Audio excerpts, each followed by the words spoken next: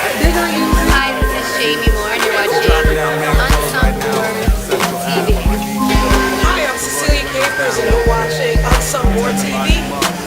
Say you're watching Unsung War TV. Rock with me. Say you're watching Unsung War TV. Come on, Marky.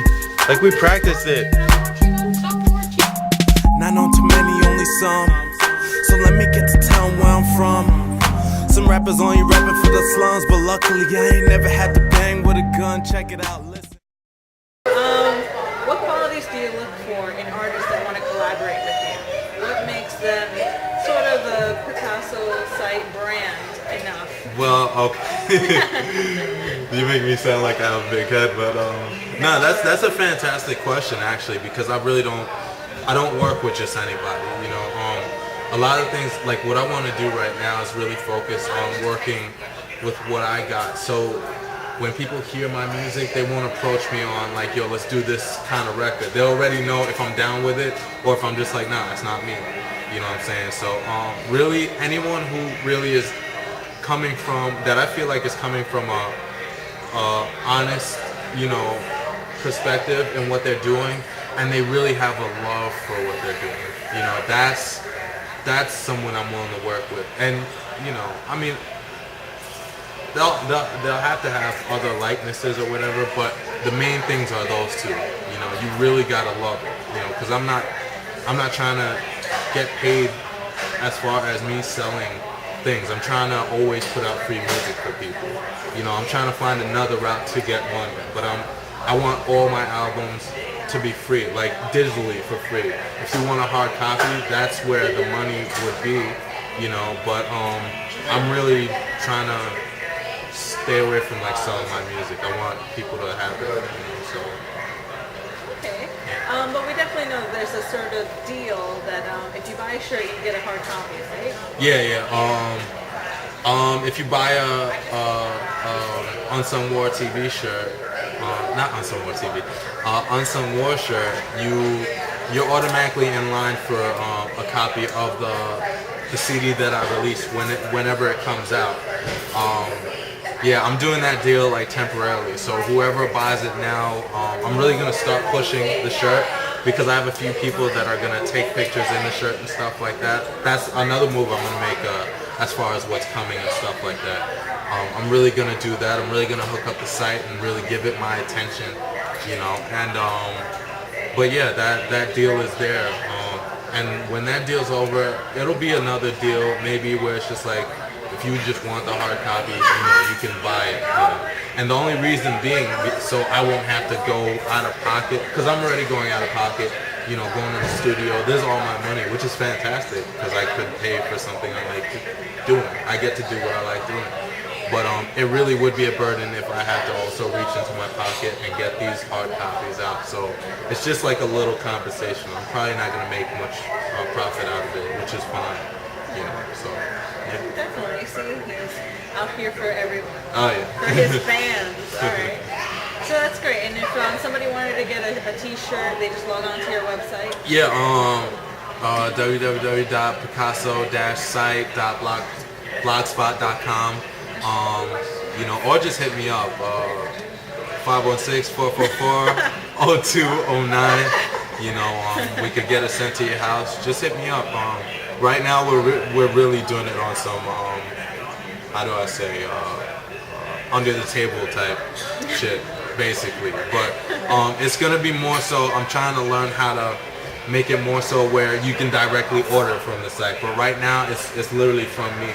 You contact me, you know, if you trust me enough, you know, I'll order it. Actually, I'll order it.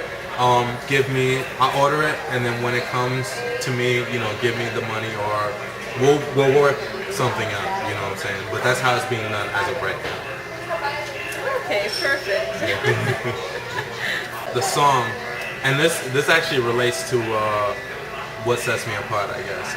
I really feel like I have a caliber of lyricism that you know, is up there. You know, because you can really listen to some songs and take them as face value as far as what just seems immediately appealing or what I'm saying, and some of them there's very deep meanings. Like for instance, the song Cry. If you really take the time to listen to it, like if I go line by line, the first line goes, I'm pissed. I guess this cut is still fresh out the barbershop, right? So I guess this cut is still fresh out the barbershop. Why would I be mad if I'm looking good? I just got a cut at the barbershop, right? Or, you know, you could look at it like that. Or I guess this cut, which is something that, you know, is something I'm hurt by, you know, it's still fresh. So it's kind of like two situations that are happening at once. You know, I'm looking all, you know, handsome and looking all good and trying to look fresh, but at the same time, I'm doing it because this cut is still fresh. And it's like, you know, it kind of alludes to that where it goes, because we used to kill the game like when Carter dropped. You know, you could take that for Carter as Sean Carter, Jay-Z, or Carter as Lil Wayne, because we used to kill the game like it was a big deal. Speeding, shifting lanes, it's insane. I hit a parking lot, a fresh pair of kicks, new clothes, yeah, I thought to cop. You know, what's the rest of that go? But the X is still around. Life is expensive, you know. The X is still on my mind. Plus, life is expensive. Money doesn't solve everything, you know. You know, and it's just, and I really give it away when I say, what did I say? But the X is still around. Life is expensive. It gets deeper. Morty's lines, extensive metaphors. I'm telling y'all what the present tense is. I feel so sick inside, like I had severed senses. You know, like that really gives it away. So it really is.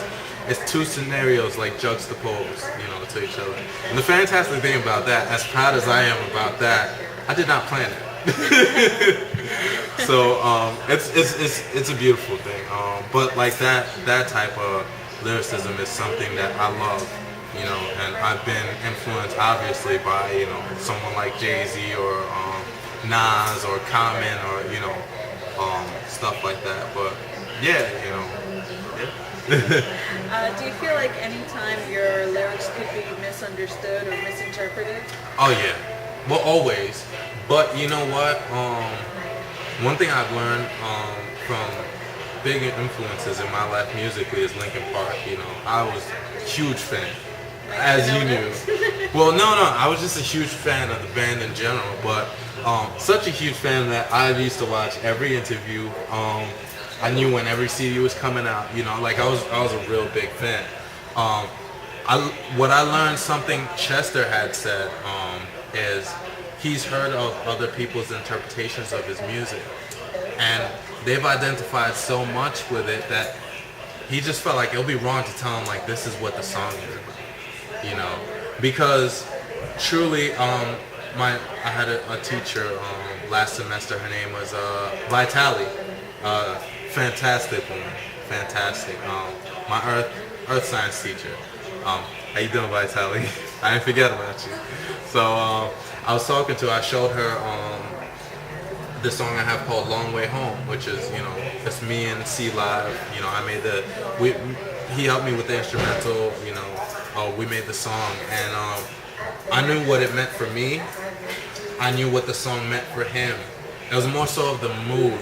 You know, she equated it to, you know, she felt like the song for her meant, you know, is she doing enough now for her kids, you know, now, so they can be happy. And she'd rather take the long way to do that, you know, because there's a short path to things, but usually it's like just the shorter and quick. We live in a society where things are moving around so fast and there's so much accessibility. And it just seems like when you get something real quick, it's just not, it doesn't have some sort of worth, I guess. I don't know. And it seems like the long way home, like earning something and really putting in the work and earning something, you know. So, as far as that, I don't think there's a misconception, because any song, you know, I put out, whichever way you identify with it is fantastic. As far as if you want to know about me as a person, because there are a few things that I talk about in my music, which are completely open for conversation. If I'm putting in music, I'm completely open to talk about it, if anyone has a question. But what was I gonna say?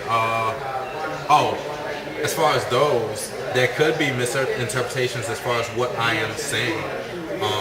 But what I want to say is that I really came into. A lot of people describe me as humble, and I truly do believe I am. I know I have flaws and stuff like that.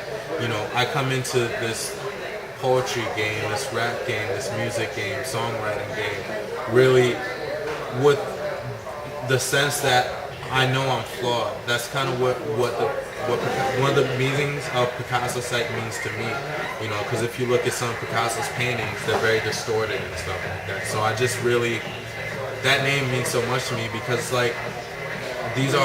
of these are very emotional times in my life that I'm talking about. So it's gonna be kind of skewed, and I know I'm not perfect, So you can take my words for what they are. They are from my perception, but they're not the big piece of the. They're not exactly what things are, So they're always about what I feel, given my perception of what I know. So, yeah. Oh, you leaving now? Okay. I'll see you around. You working now? Yeah. Yeah. It's okay. Oh, you could use trimming. All right, cool. But she was listening to it. All right, fantastic. All right, have a good one. Bye. Thank you.